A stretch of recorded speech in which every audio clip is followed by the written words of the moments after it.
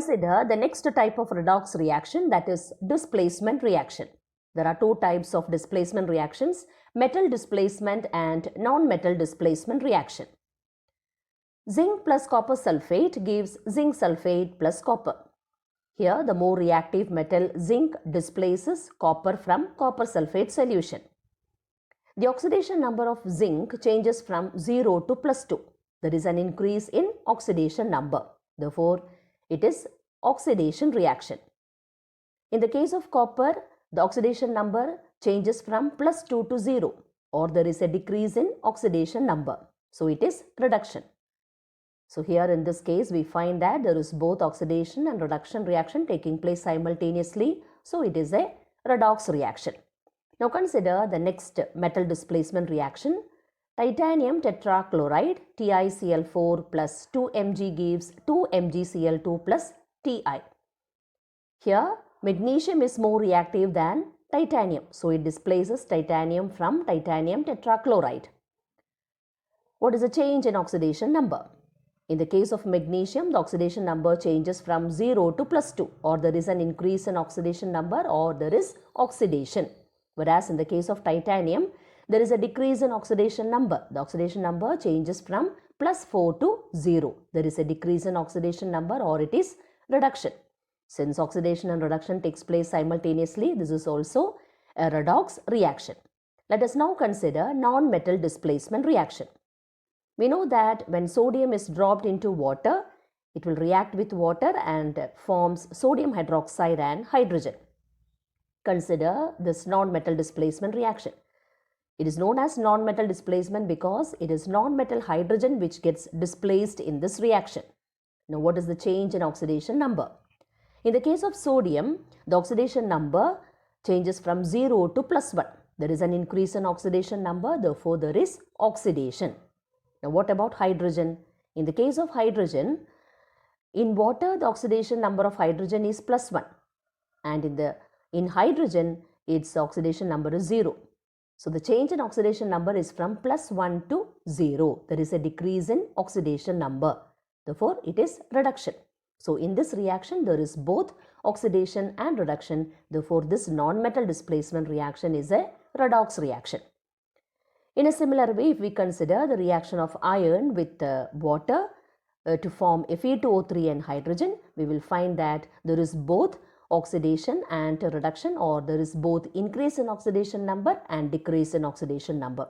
Therefore, it is also a non-metal displacement reaction. It is hydrogen which gets displaced. Now, when zinc reacts with hydrochloric acid to form zinc chloride and hydrogen, here again we will find that there is increase in oxidation number as well as decrease in oxidation number. The oxidation number of zinc changes from 0 to +2. There is an increase in oxidation number. Whereas the oxidation number of hydrogen changes from +1 to 0. Here there is a decrease in oxidation number. So there is both oxidation and reduction.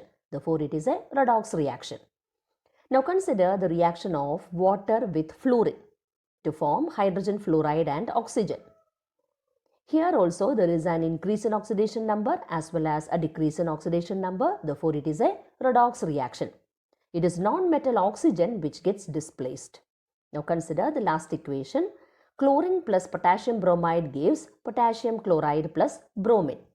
It is bromine, the non-metal, which gets displaced in this reaction. It is considered as a redox reaction because there is both an increase in oxidation number as well as a decrease in oxidation number, or there is both oxidation and reduction reaction taking place simultaneously. So this type of non-metal displacement reaction can also be considered as a redox reaction. Let us now consider the next type of redox reaction, that is disproportionation reaction. What is meant by disproportionation reaction? It is a reaction in which an element in one oxidation state simultaneously gets oxidized and reduced. In the previous examples, we have found that oxidation occurs in one element and reduction occurs in another element.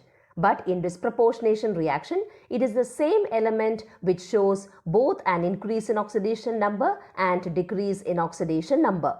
And here the element exists in 3 oxidation states. For example, consider the decomposition of hydrogen peroxide to water and oxygen.